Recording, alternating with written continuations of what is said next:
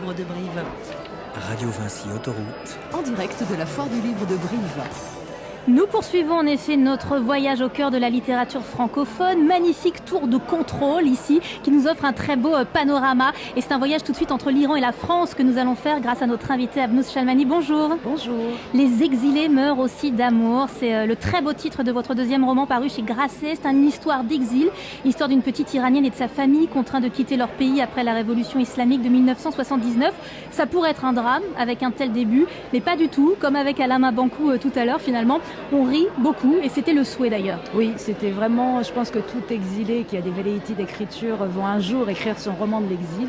Et la seule limite que je m'étais posée, c'était je ne veux donner un livret dramatique aux exilés, je veux les sortir du drame des migrants pour les amener vers la tragicomédie des exilés. Donc je voulais que ça soit absurde, je voulais qu'on rie de la tragédie. Parce qu'en vérité, quand on est dans la tragédie, on est en plein dedans, le seul moyen de s'en sortir, c'est par un grand éclat de rire. Donc on rit beaucoup quand on est dans la tragédie en vrai. On est obligé. Mais d'ailleurs, c'est amusant. Là, j'ai une amie qui est passée quelques jours à Téhéran, là, juste avant les deuxièmes sanctions qui sont tombées. Et elle, ça fait 30 ans, comme moi, qu'elle vit en France, mais elle y retourne en Iran. Moi, j'y suis pas retournée. Et elle me disait, j'étais extrêmement inquiète et je voyais ces gens qui allaient repartir, qui avaient déjà du mal à manger et l'humour qu'ils avaient est étonnant. Et je me suis dit, moi qui pensais avoir perdu beaucoup de mon Iran, peut-être que l'humour qui me reste qui vient de là, alors. Typiquement iranien. Alors parmi les choses farfelues qu'il y a dans ce roman, il y a par exemple la maman de l'héroïne qui est enceinte pendant 13 mois, c'est ça, et qui va donner naissance à un tout petit frère qui sera finalement sorcier. Bon, vous vous êtes rien interdit. Non, justement, moi j'aime beaucoup le réalisme magique. Je trouve que plus on met de folie, plus on crée des personnages qui sont des monstres plus grande nature, et plus ça permet au lecteur de se projeter dedans, parce qu'ils sont multiples, ils sont pleins, ils sont grossiers. Et c'est vrai que ce tout petit frère-là, je voulais un personnage dont le sang, les fibres, tout chez lui soit l'exil.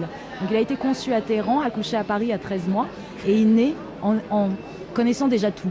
Et il va vous venger la mère qui subit l'humiliation de ses sœurs communistes qui sont absolument redoutables.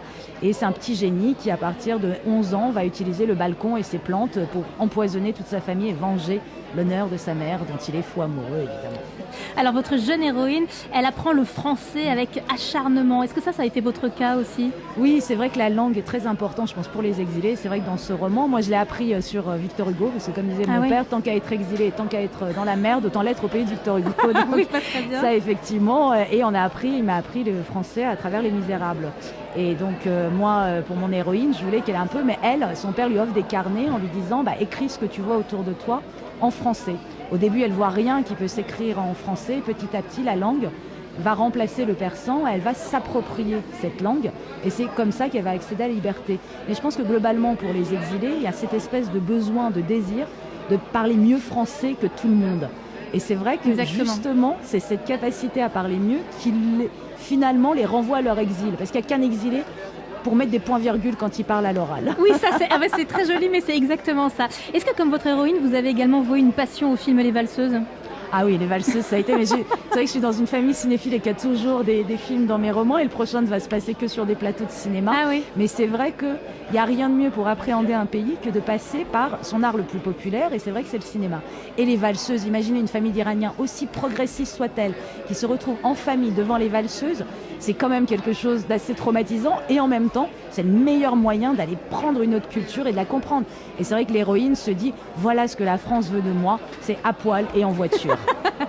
Abnous Chalmani, Les exilés meurent aussi d'amour. C'est un des très beaux livres parus chez Grasset à la rentrée. Merci d'être venu nous en parler. Merci. Et nous poursuivons notre petite promenade chez les écrivains demain. Rendez-vous sur le 107.7 à partir de 11h. Bonne soirée à tous.